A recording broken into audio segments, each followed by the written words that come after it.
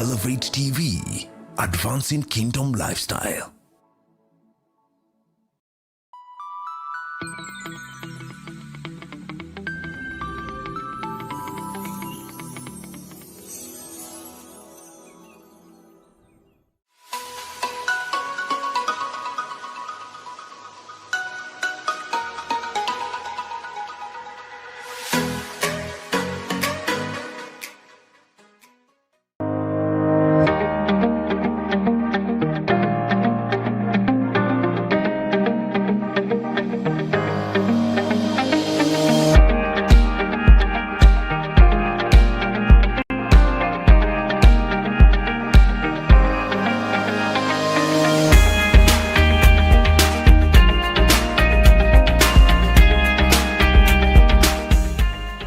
Ladies and gentlemen, welcome to another episode of the Gigi Report. I'm your host, Godfrey Gichuki, and as always, the Gigi Report is a big platform for big, bold, and honest conversations. 14 years ago, on the 27th of August 2010, Kenya promulgated their new constitution called the Constitution of Kenya 2010.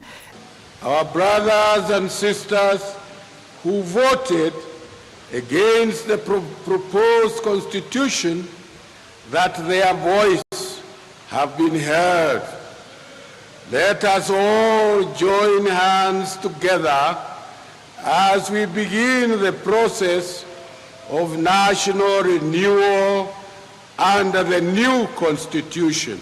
And it brought about a new era of governance in this country of ours, our republic. And the 2010 Constitution is actually seen as very progressive, very transformative, and it opened the door for new freedoms and rights, which have actually triggered and brought out new actors, political actors, the Gen Z and others, and Kenyans are enjoying, an amazing era of freedom. So in this particular episode, we're going to bring you a highlight of an event that was put together by the Kenya Christian Professionals Forum, who on Tuesday this week, they brought together a number of guests and opinion leaders, among them the chair of the Kenya Christian Professionals Forum, senior counsel Charles Kanjama. They also hosted the current president of the Law Society of Kenya, Madam Faith Odhiambo, and yours truly, Omtata Okia Omtata, the famous lawyer who a lot of Kenyans have loved to hear from, and many others. And this was a very, very amazing discussion, and we would like to bring you highlights of that. So let's dive into this conversation, and I will lead you on, and I believe you're going to learn. And please make sure you participate in the conversation by sharing your comments. All right, let's go. This year's Katiba Day comes in the wake of nationwide demonstrations due to what has been termed poor governance and overtaxation. This is an opportune time to remind the current government that we expect nothing short of complete compliance with each and every dictate of the Constitution in the execution of the leadership mandate donated by the people of Kenya. Particularly, we call upon the government to deeply and solemnly consider our post-independence journey, the pain, aspirations, and dreams Kenyans had when they gave themselves a new constitution. Article 2 of this constitution says that the constitution is supreme and binds all Kenyans. As such, all levels of leadership, starting from the presidency to the leadership at the ward level, must respect the letter and spirit of the Constitution. Most of the problems we are experiencing in our country are brought about by disregard for constitutionalism and the rule of law. We've seen endemic corruption, profiteering by those in positions of power, resistance to accountability, lack of transparency, and institutional failure. Basic public goods and amenities are unavailable. Paralysis of the health sector retrogressive education programs, a collapsed economy, among other problems in the country, can be attributed to lack of constitutionalism.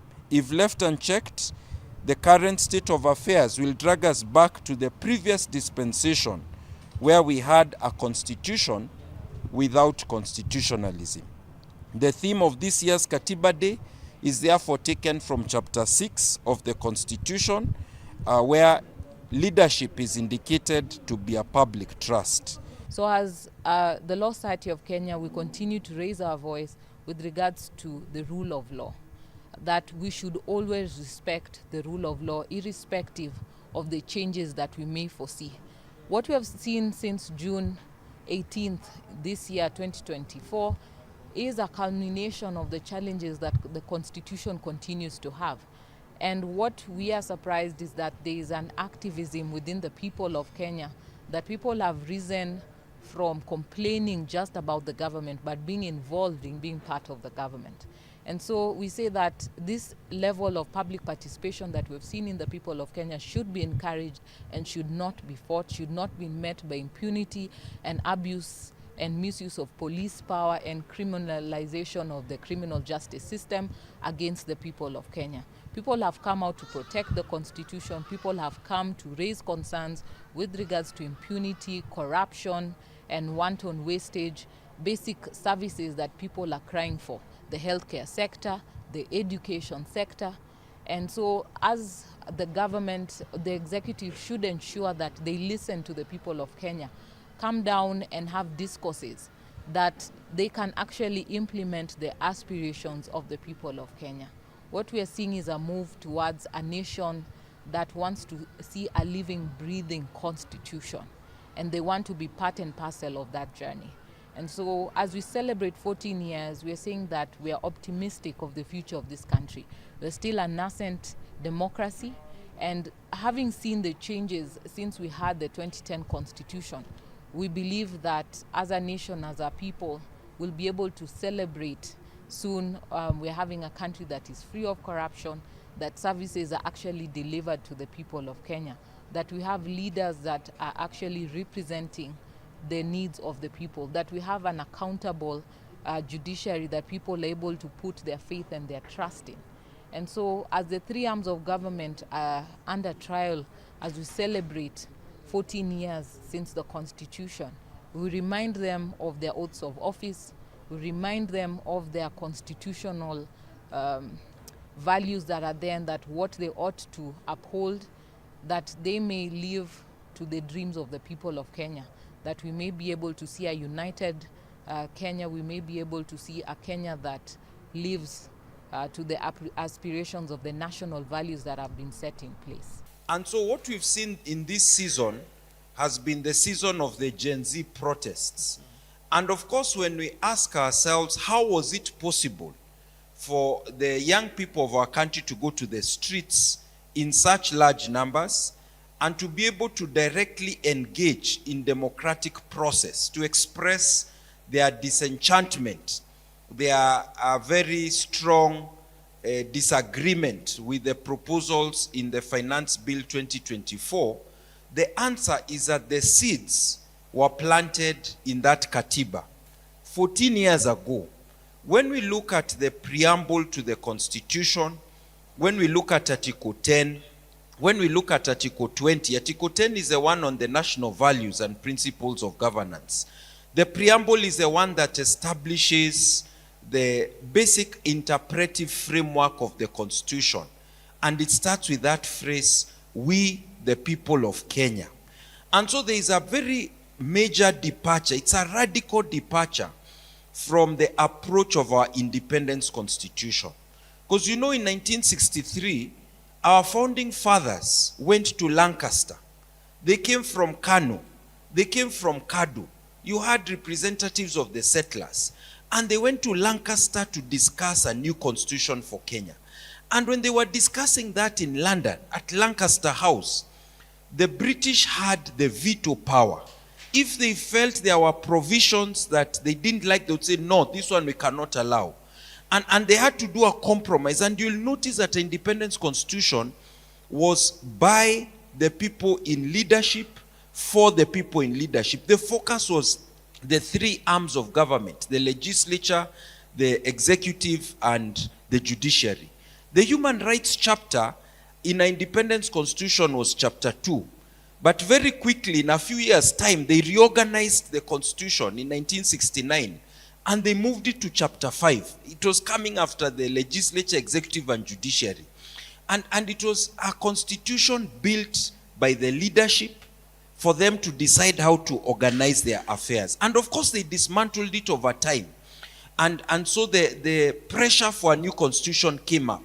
So as we look back 14 years into the new constitution, we see there is a different governing philosophy. And it starts with the preamble, which says, "We the people." When you go to Article 1, the very first article of the Constitution, it says that all sovereign power belongs to the people. You know, our independence constitution, sovereign power belonged to the president, and then to a certain lesser extent, the legislature and the judiciary had some power. And that is why you had this concept of presidential prerogative that comes from the British tradition, where they had royal prerogative. Because in Europe, the kings and the queens in the Middle Ages could not be accountable. They could not be questioned. That is why the whole journey, beginning with the Magna Carta in 1225 AD, was precisely about people trying to reduce the power of their leadership. So our new constitution has planted the seeds for the people to engage in direct democracy. Article 1 goes on to say that the people who are sovereign can exercise their power directly or through duly elected, democratically elected representatives. So the event we have seen, the sense of ferment in our country, is because the people are feeling dissatisfied with their democratically elected representatives. They are not adequately representing the people, and the people are taking opportunity. The Gen Z went to the streets. They mobilized on social media. They used Article 37 to protect their right to protest. And they went to insist that it cannot be business as usual. So my feeling, Bwana Moderator, as I conclude, is that the state of the nation is a nation in flux. It's a nation undergoing change or transition, where those seeds that were planted in the Constitution are beginning to bear fruit. We have an opportunity to take advantage of the situation, but there is also a danger. And the danger is that the forces that prefer the status quo in matters of good governance, rule of law, accountability, and integrity are becoming comfortable now that we have seen the peak of the Gen Z protests, and they have now subsided into a new apparent calm. He has mentioned about the seeds that we are now enjoying. The negative ethnicity has been used so abusively, really, to sabotage our very good constitution. Then we go to economic exploitation, because the more you exploit the masses, the more you are able to control them. And so the less economically able they are, the better for you. And we can see this perpetually being done by successive regimes, where we don't have any coherent economic program, especially for the young people. Then we talk about militarism, and you can see it now. A country using the tools of the government as tools to murder its own citizen. Not because they're stealing anything, not because they're in a mutiny or anything, just because they are demanding what is in the same constitution. And therefore, we have lost numbers. We talk about 300 whom we've lost from last year to date, and many more that we can't even account for. That is the state that we are in. So we are finding ourselves extremely disappointed between the promise we had in the Constitution in the year 2010 and the performance of this Constitution, because it has been sabotaged. To date, I can say that this is the best thing that ever happened to us. Again, we don't have to lose the sight that there are a lot of things that have happened because of this constitution. The fact that we can even sit here and discuss this is good enough because of this constitution. The fact that we now have counties working, not very well, but working. That is a success story out of the devolution story. So we've got a lot of good things, but we're just saying that we ought to be far much ahead. What is it exactly that Gen Zs in this coming year, in this particular regime, are demanding for? Chapter 6 is one of those chapters of the Constitution that has yet to realize its full potential. So we are having what Daktari here from Uraia Trust is talking about, the promise of the Constitution that has not yet been realized, or what in legal terms we say constitution without constitutionalism. In other words, you can pride yourself on a new constitution, but the spirit behind the new constitution is being suffocated and suppressed. This is what led the Gen Z, in my view, to the streets, because they are seeing flamboyant opulence that is typically associated with corruption, mismanagement of public resources in some of the senior people in government. They are seeing taxation rates increasing. They are not seeing the connection between the tax revenue and the services being offered by the government, the infrastructure that is meant to be developed. So they are getting concerned about these issues, the kind of like disconnect that is there. And I can tell you as a fact, Bwana Moderator, that the courts, the governance institutions are struggling on how to get the right balance between seeking the highest standard of integrity and disqualifying those who don't reach that standard, and on the other hand, preserving their rights of presumption of innocence. The executive has blamed the Gen Z for having an ambiguous question where there are organs mandated like Parliament to oversight, to represent the Auditor General, to go through papers, or rather the budgets at which different the allocations are being spent. But you come to find that the Gen Z are more agitated about even how the mandated or the oversighting agencies are doing their work. Then it begs the question, what is the main question that the Gen Zs are raising? We want a government that collects money and that uses that money for that reason which they've collected the money.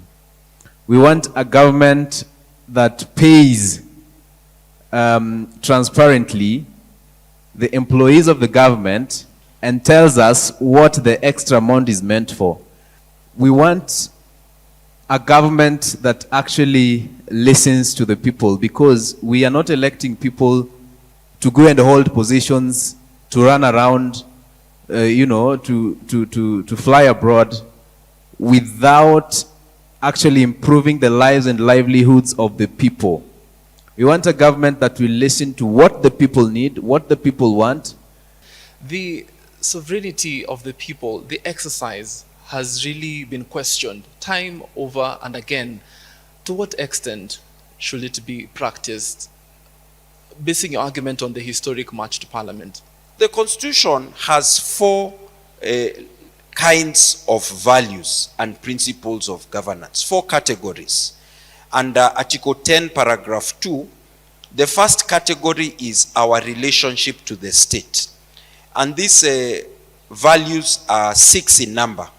They include patriotism, they include democracy, rule of law, participation of the people. These are some of the values in Article 10, Paragraph 2A of the Katiba. And that's what we are discussing, our relationship to the state.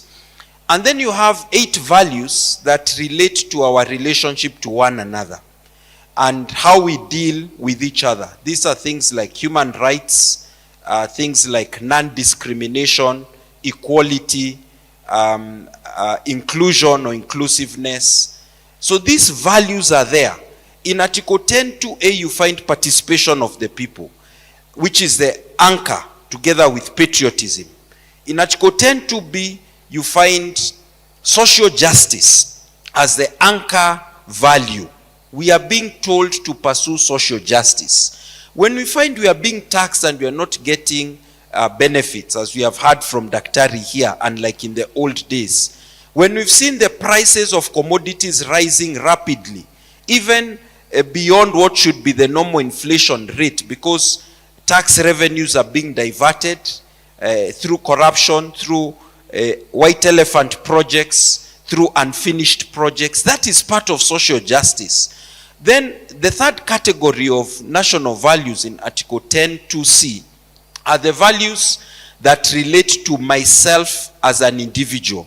Good governance, by the way, is in that category, because good governance starts with my own values, my own standards, and integrity. These are what you find in the third category of national values.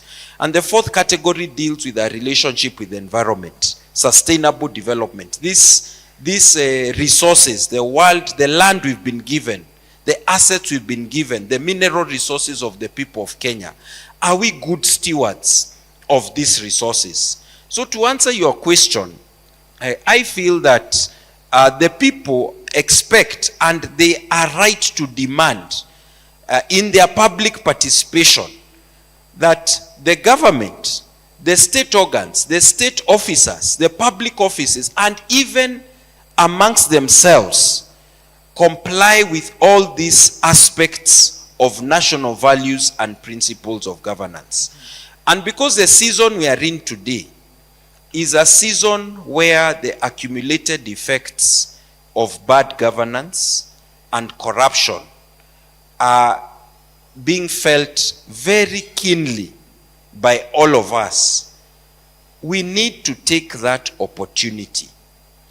Beginning today, I would say, we need to start this new stage of public participation by paying more attention to the information that is being churned out by these organs. Okay. If we pay attention, we will then respond and react the way the Gen Z did in June this year. During the discussions, the panel discussion, some of the audience raised questions. One of them was on the issue of the task force to deal with the issue of public debt. Somebody else asked why corruption court cases take too long.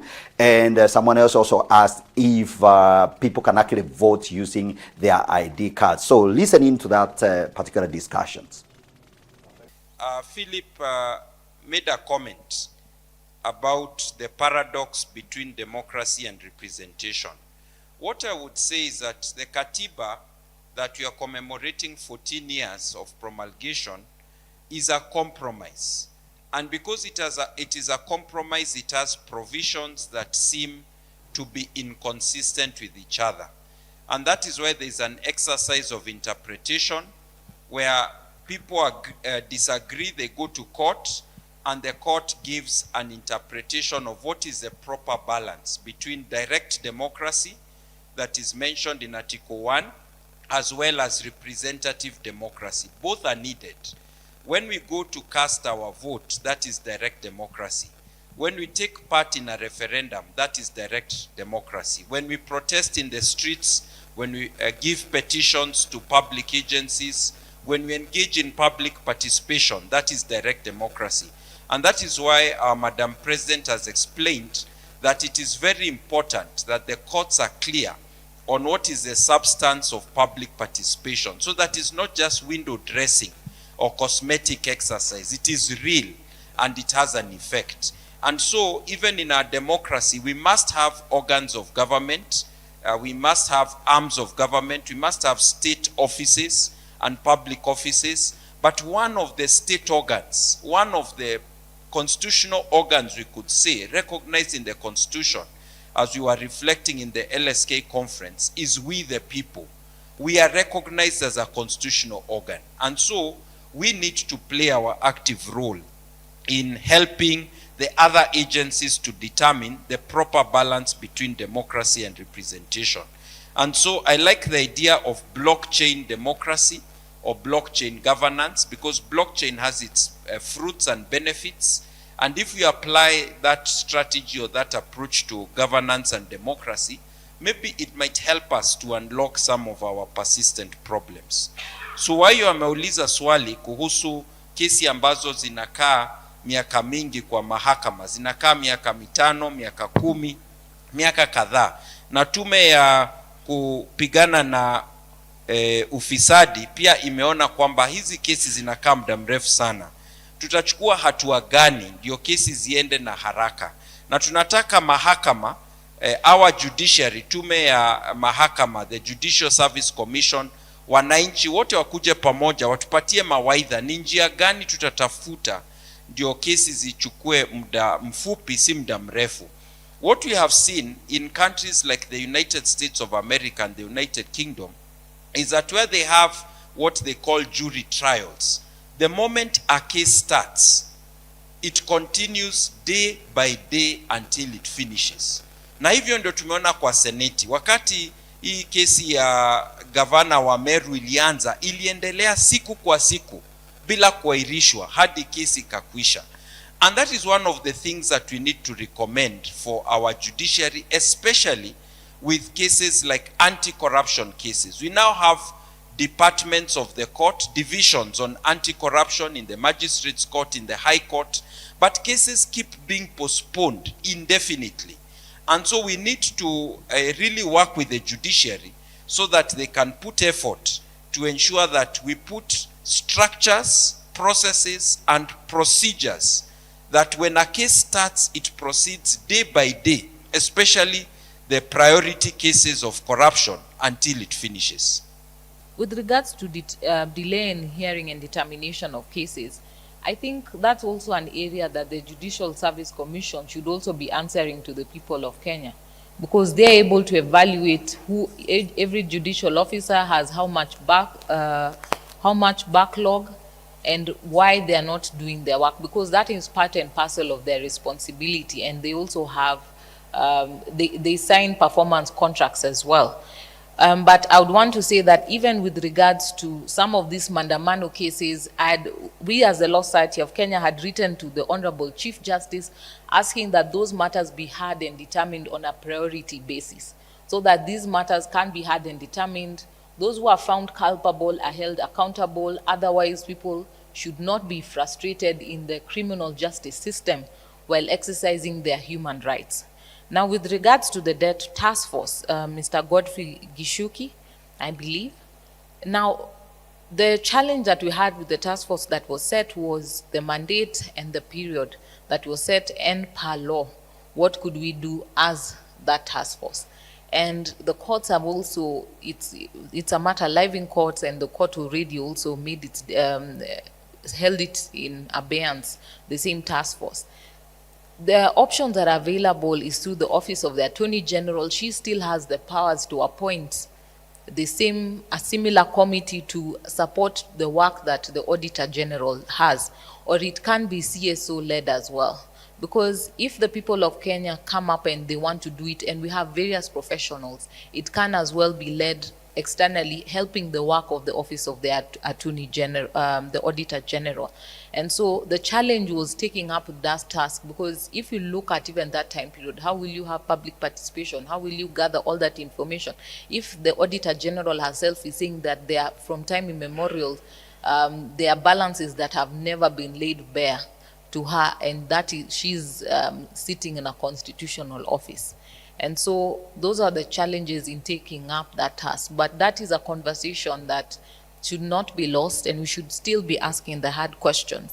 Because as well, last week there was also a discourse on the debt question, and how are we being held accountable. And a member from the Controller of Budget attended, an officer, just sharing insights into some of the agreements that we have still entered into, the commitments as a nation that we have still taken up, that will still be surcharged for and held accountable, whether we decide to take those loaning facilities or not.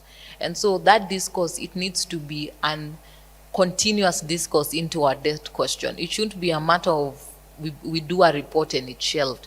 It should be something that the people of Kenya should know how much is our debt portfolio, how much was taken in the first Eurobond, the second Eurobond, where did that money go? Can we look at projects and identify this project was the money taken from this bond to this bond. And also the bigger question that they ask is our internal debt question, because the debts we take internally, it is not tied to any particular project. So even the control of budget raised that should be the bigger question the people of Kenya clamoring, because you will not be able to see any particular project tied to internal borrowing. And so how that money is used or abused, you're not aware of. And so that is a discourse that we should continue having as a nation, as a people. With regards to elections, we actually vote, we identified with your ID and biometrics. So because of our nature as the people of Kenya, we are highly suspicious during elections. So we do use our ID and biometrics. Now, in terms of stepping aside with regards to corruption cases, I think here is where the courts got it right. Because for certain public offices, the courts have given direction that you step aside as the matter is being investigated until determination. And so we've seen, like the Sonko case, the Waitito case, once they were impeached even from office, the courts have held that they cannot hold another public office. So I hope these are decisions that our courts will not reverse, because we have seen progressiveness, because it's also stealing.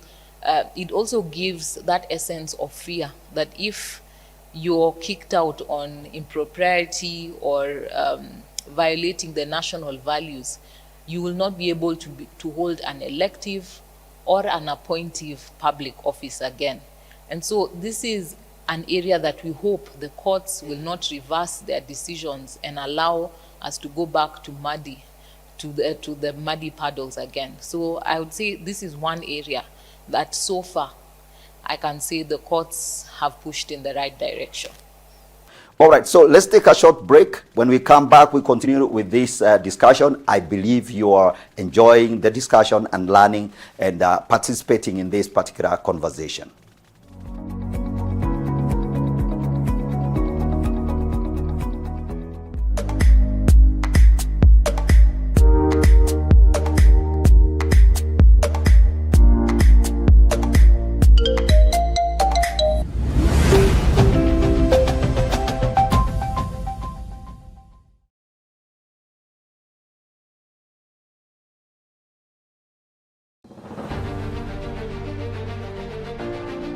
Je, unafanya nini wakati mwingine ukipoteza tumaini? Ilikuwa kubwa because it was 3/4 kilo cancer tumor. Nikasikia mimi mambo ya Biblia moyo unashuka kabisa. Nikachukua Biblia yangu, nikatoka kwa ibada. Unakimbilia wapi wakati changamoto za maisha zimekukumba ukapoteza tumaini? So I was gambling on the two. Nizikwe Lang'ata au pahali next to grave ya my dad. Andiko anasema katika Wakolosai 1:27, Kristo ndani yetu, tumaini la utukufu. Hata kama kuna shida mbele yako kama mlima, uamini kwamba litaondolewa. Hapa utapata ushindi na mwishowe utapata tumaini kwa sababu ya maisha yako ya siku itwapo leo. Even at your sunset, you can still trust God. Idhaa ya Tumaini, hivi karibuni kutoka Elevate TV. Jina langu ni mchungaji Sam.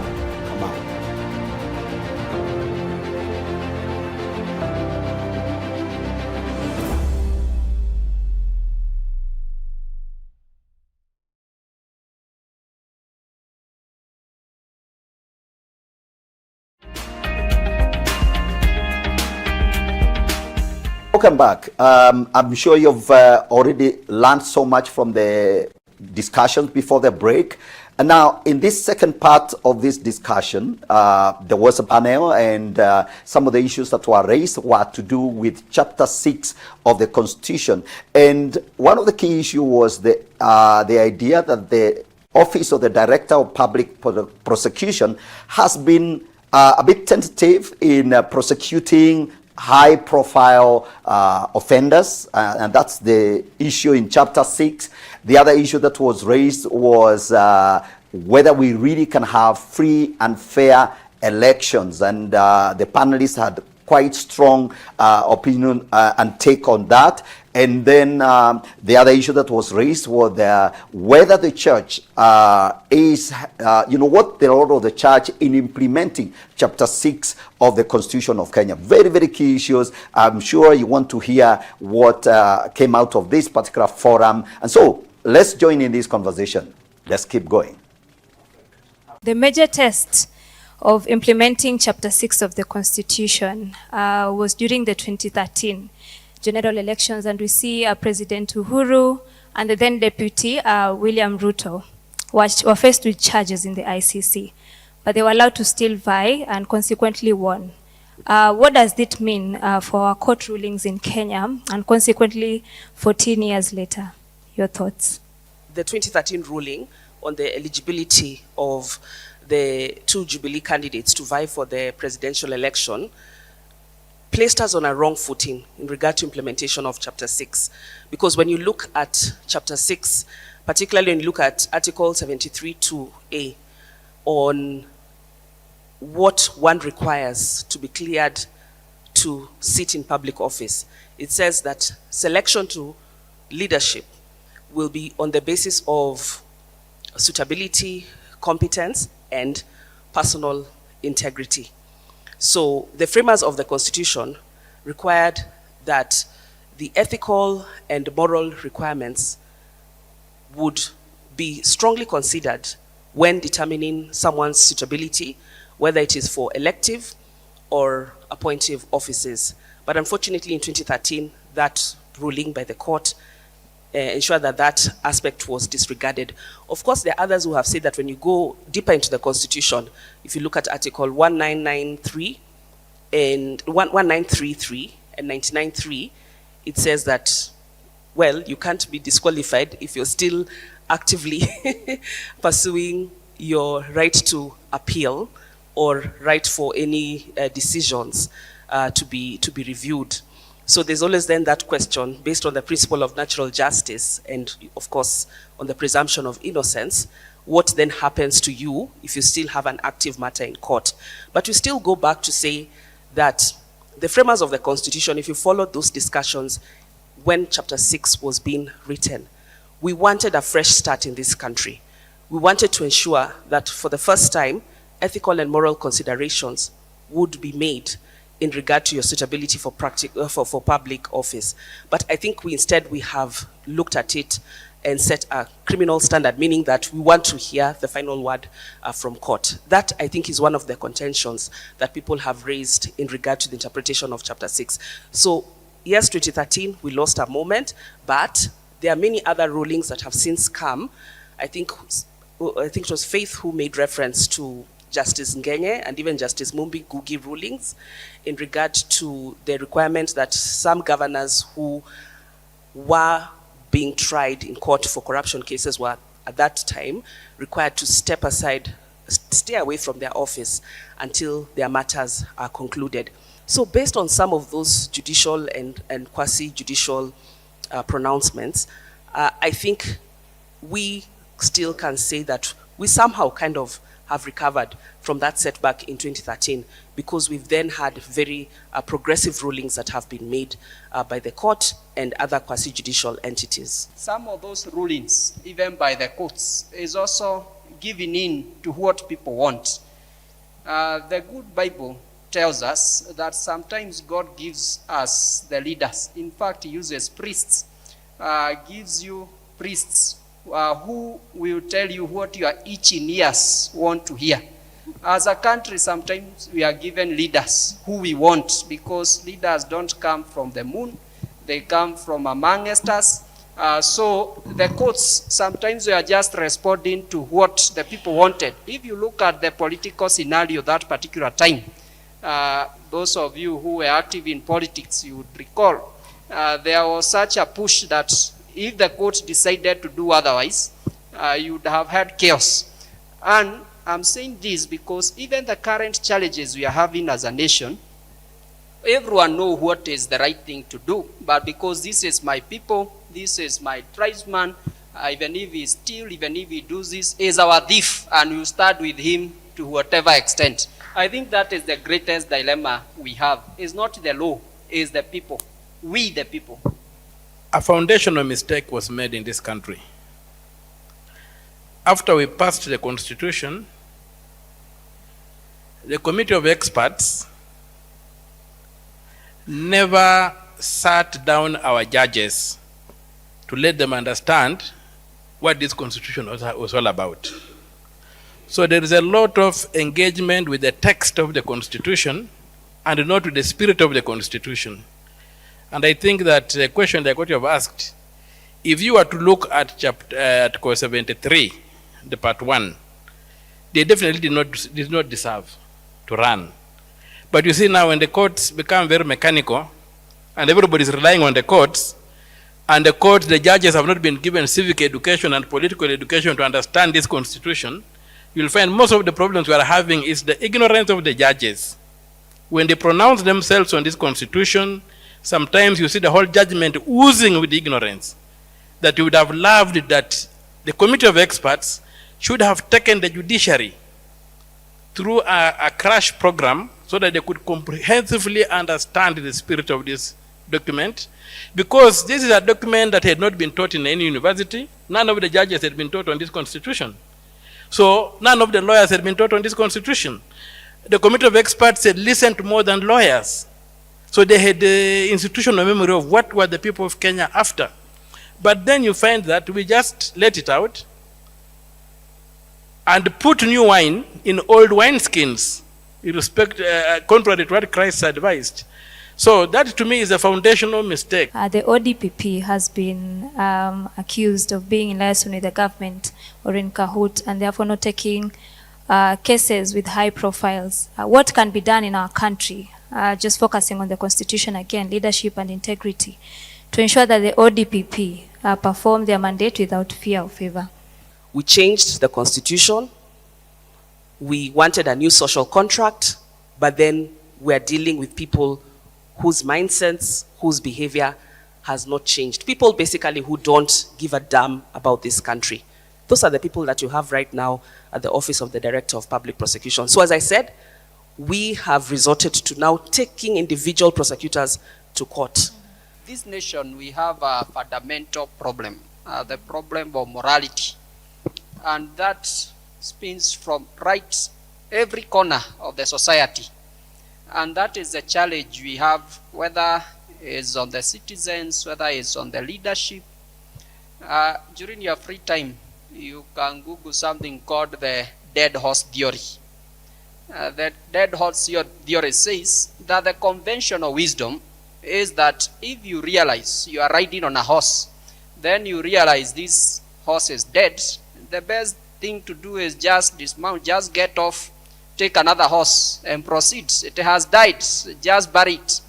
But that theory says the current wisdom that we apply in organizations and in society is we try all manner and mechanisms to resurrect the horse. You try to get a very strong whip to whip it while it's still dead. You form a committee of experts to study the horse and how it can ride you. You try even to promote it to senior positions. That theory says we even try even to maybe improve the salaries, the package, to motivate it. Maybe it may, and all manner of things. But the most interesting one is it says, that theory says, we also try to do benchmarking with other countries to see how they ride dead horses. I think that's what we have been doing as a society. We know exactly where our problems are, but instead of dealing with the fact, the issues at hand, we do all these manner of other things. That's why, as the senator has mentioned, we came up with a new constitution. And among the key issues we said is that we want some of these offices to be independent, and we call them constitutional commissions, constitutional independent offices. But the issue was never the lack of independence. And because even now, when they are independent, I don't think you are getting any difference from what was happening in some of the offices that we have. the issue was what she has described, the people in there. We have this thing of the big man, the personality cult. And the personality cult for me is basically what has destroyed our constitution. The personality cult, and you remember that personality cult did not happen by accident. The personality cult even carried the review process. People are being asked, have you read the constitution? And I say, Baba Mesha Soma, iko sawa. So that personality cult, whereby in my church we say, secundum mantem ecclesia, I put my mind second to the mind of the church. In this particular case, we have put our minds second to the minds of the people we think are the kingpins from our regions.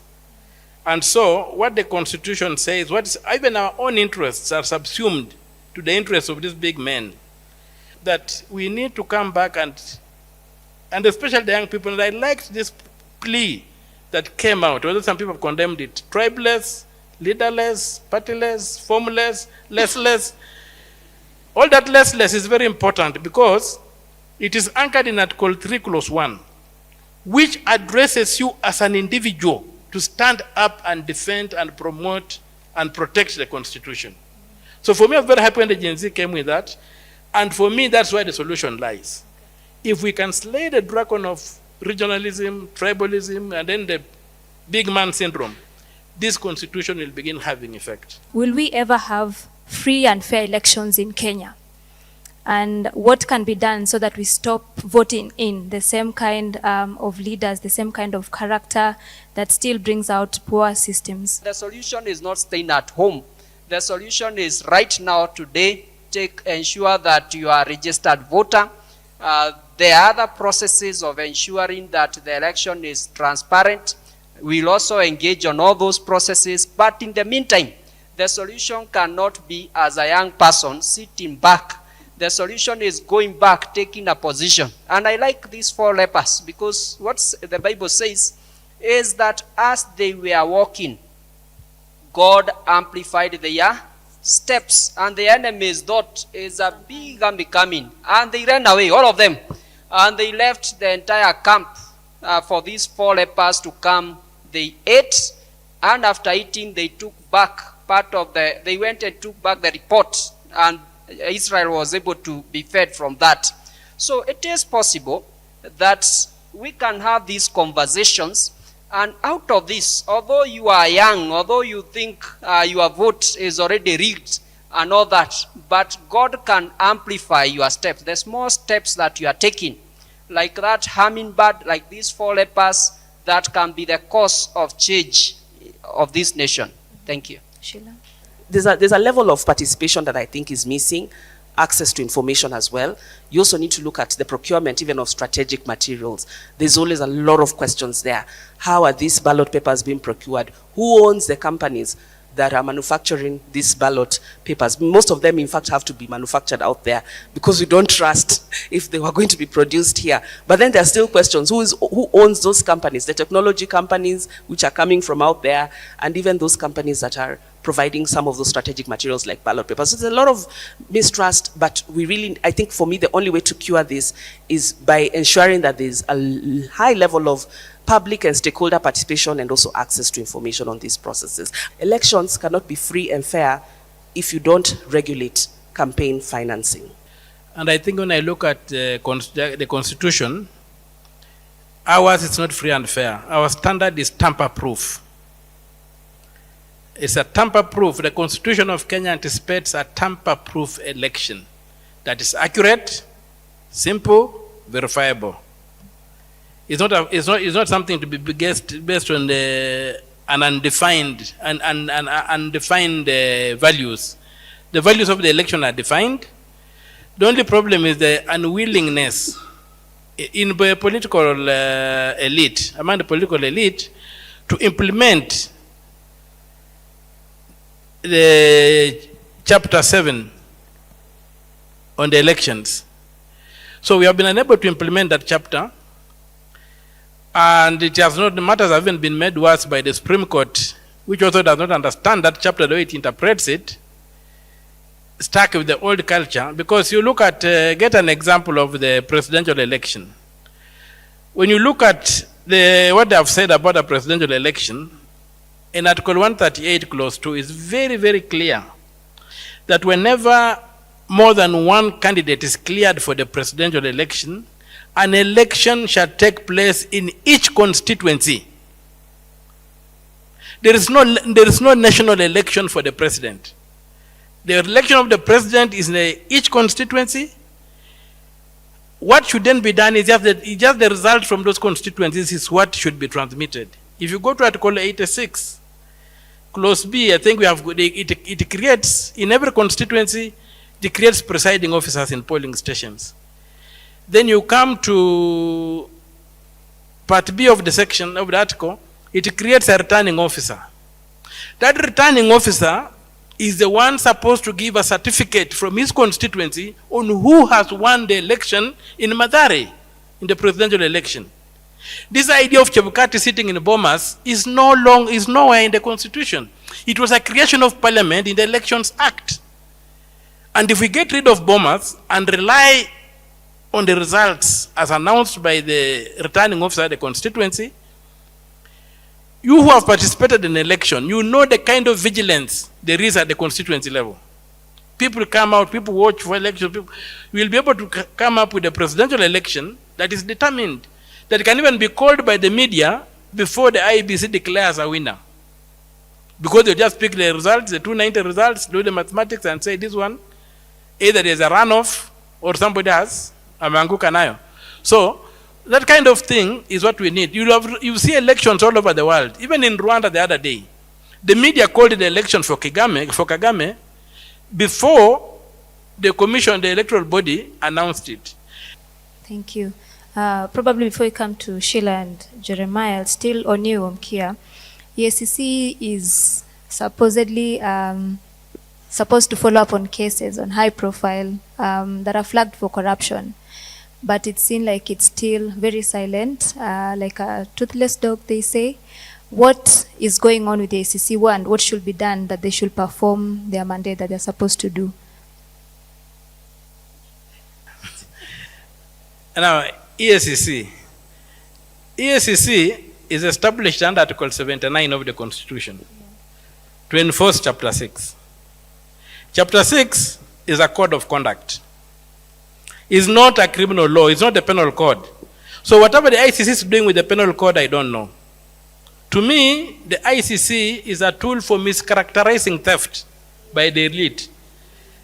Let the ICC keep to its work that the Constitution gave it, which is to make sure that when you are going to Parliament, umevunga tai. Are you having a foreign account? Are you keeping time? Are you dressing well? Are you conducting yourself well out there? Look at Chapter 6. That's basically what it is, a code of conduct. Crime fighting is the police, and that's why we had to create an independent police service. I'm telling you, even right now, if you go to the CID, they've got serious crime office, they've got economic crimes and all that, and very well equipped. There's no reason why you should have a body of civilians going to the police to ask them to give them investigators. Then they come, when you go to the ICC, you are given a 3-course meal, you do a catwalk, and you go. Allow the police to deal with the thieves. Let somebody who steals be taken to the OCS, he sleeps on the floor, he cleans toilets. That's what is going to end corruption. The EACC is a mischaracterization of crime that is used by the elite to get us looking in the wrong way. Article 79 has to be implemented. The EACC has to be kept to ensuring the human resource issues. It has got nothing to do with fighting crime. But I know that the ASECA, which was done in 2003, before this constitution came, gave them powers to be a crime-busting unit. But under this constitution, they don't have. And if you go to, I think it's 248, you will find that Parliament is given powers to establish a police force under the Inspector General.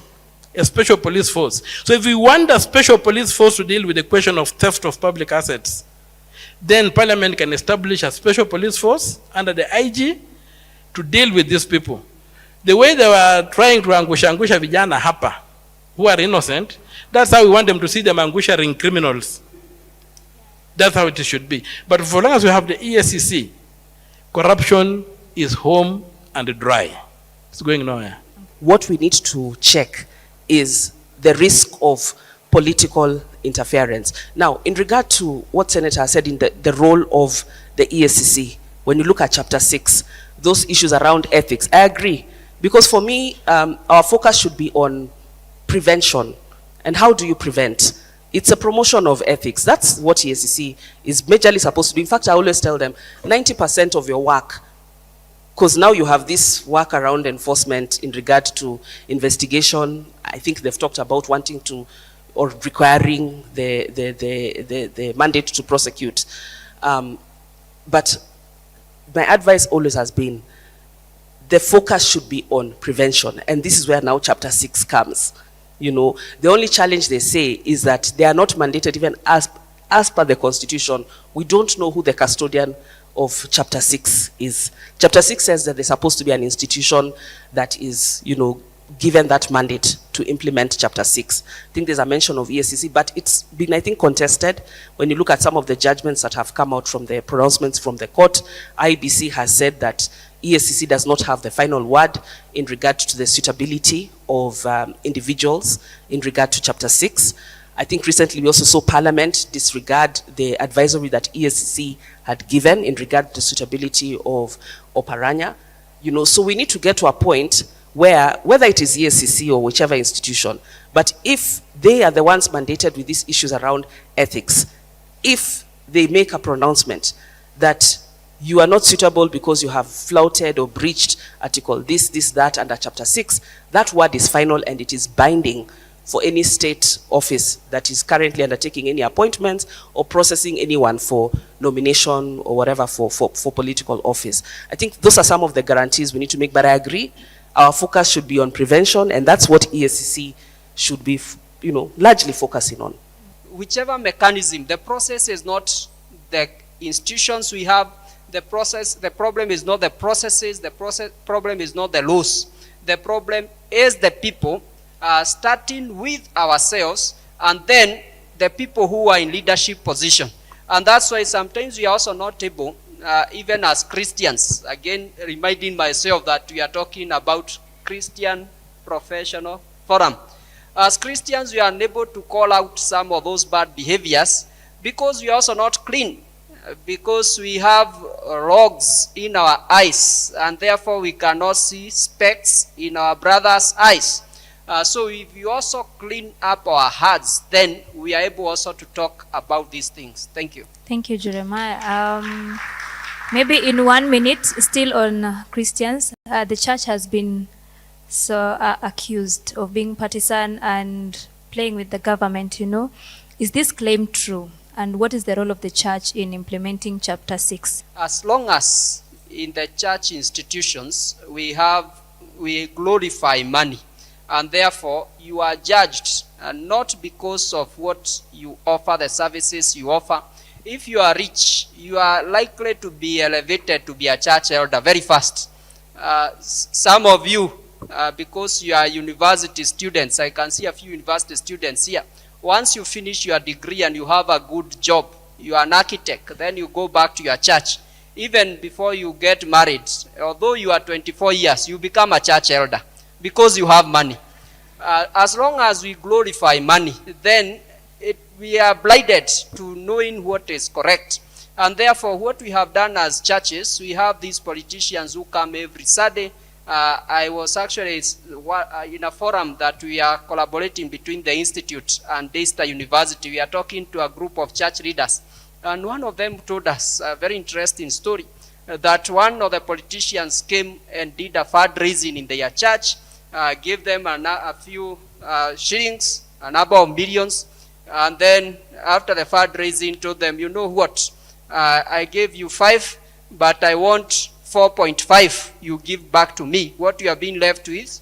So the problem, the headache with the pastor is, what do you tell the congregation thereafter? Because everybody saw you are given 5 million, but that 5 million was just for show off.